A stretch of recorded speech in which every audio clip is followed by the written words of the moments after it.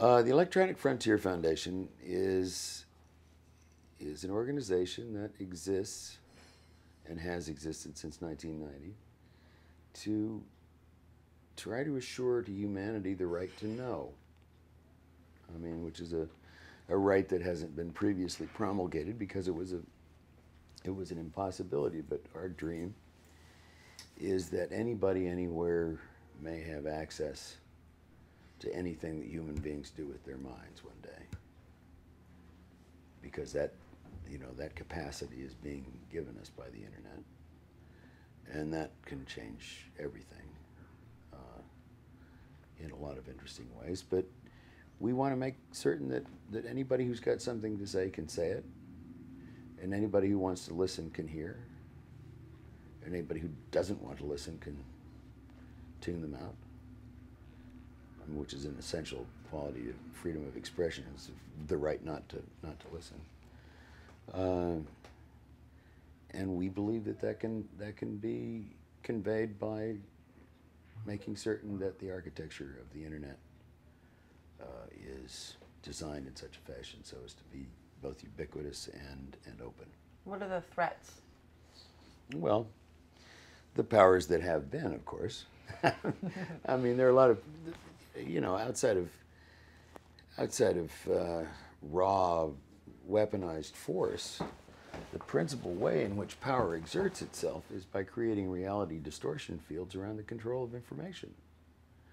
You don't have to control people much if you can control what they believe, and you can control what they believe if you control what they have access to. If you can control what they can know, the rest of it is a very simple matter. The threats to the right to know are the usual powers that have been, who would rather that you didn't know certain things, because that's how they control people. That's why, for example, when Martin Luther came along, it wasn't just that he nailed some theses to the door, it was that he came along about the same time as Gutenberg, who could give everybody a Bible. And suddenly the Bible was not something that was strictly interpreted by the church, ex cathedra. The Bible was something that anybody could read and figure out for himself. And that fundamentally changed the power of the church, and changed the power of all social organization in Europe.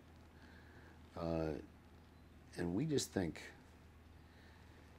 the human mind has its limitations, but we just think that humans are more likely to achieve their ultimate purpose, whatever that may be, if they have the capacity to completely explore the possibility space of what can be known.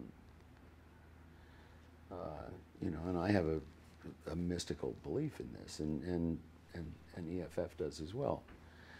We want people to have, I'm pro-choice, but you can't make a choice unless you have all good choices are informed.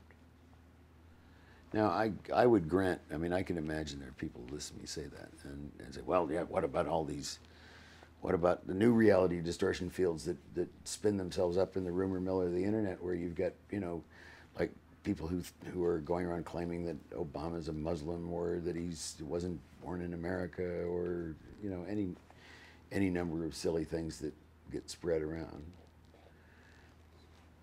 And that happens, but I ultimately think that in a completely open information environment, the truth will out.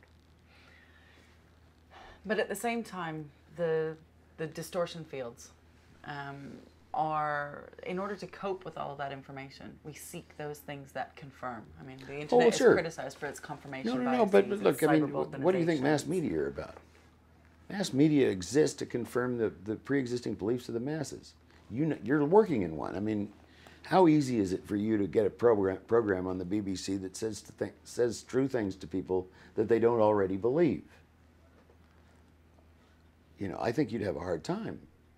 So is the objective to lay it out there and then let people find out? I want there to be an open smorgasbord, and that anybody can roam at, and EFF has been, I think, remarkably successful in maintaining this. The Electronic Frontier Foundation as an organization and as a, as a kind of mission that a lot of people just decided to adhere to, whether they were members or not, I think has been, if I died today, I would still feel like I did something useful. At its core, it feels as if the ownership of ideas is part of what you're fighting about. Well, see, that's and this is the real. See, you can't own free speech. And I saw this very early. This was actually not an EFF issue. It was something that I identified. I wrote a piece for Wired magazine in '93, which called "The Economy of Ideas," and I recognized that the only reason that copyright had worked was because it was hard to make a book. And that suddenly anything that a human being could do with his or her mind would be infinitely reproducible at zero cost and infinitely distributable. And given that there is a fundamental quality in human nature that likes to share information, I mean, if you think something is cool or interesting, what's the first thing you want to do with it? Mm-hmm. Tell everybody you like. And if it's not just simply saying, I read this great book, you should go out and buy it, but you can just sort of zap the book right into the other person's mind, practically, you're going to do that. And you're not going to have much regard for copyright. And so the powers that had been suddenly saw copyright as being a splendid way to control this scary new liberty. That exerting powerful controls on owned word would be the real method of clamping down on this thing. So that I knew was going to be where the push really finally came to shove. And they had a pretty good run there, at least legally and legislatively. They managed to win every place where there was an established power.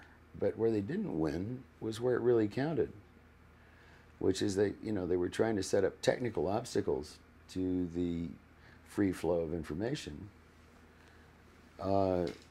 usually involving cryptography or something like that. And you got a bunch of, 55-year-old greedheads that are up against, 17-year-old electronic Hezbollah that they have seriously pissed off by their previous depredations on that community. So, I mean, who's going to win that one?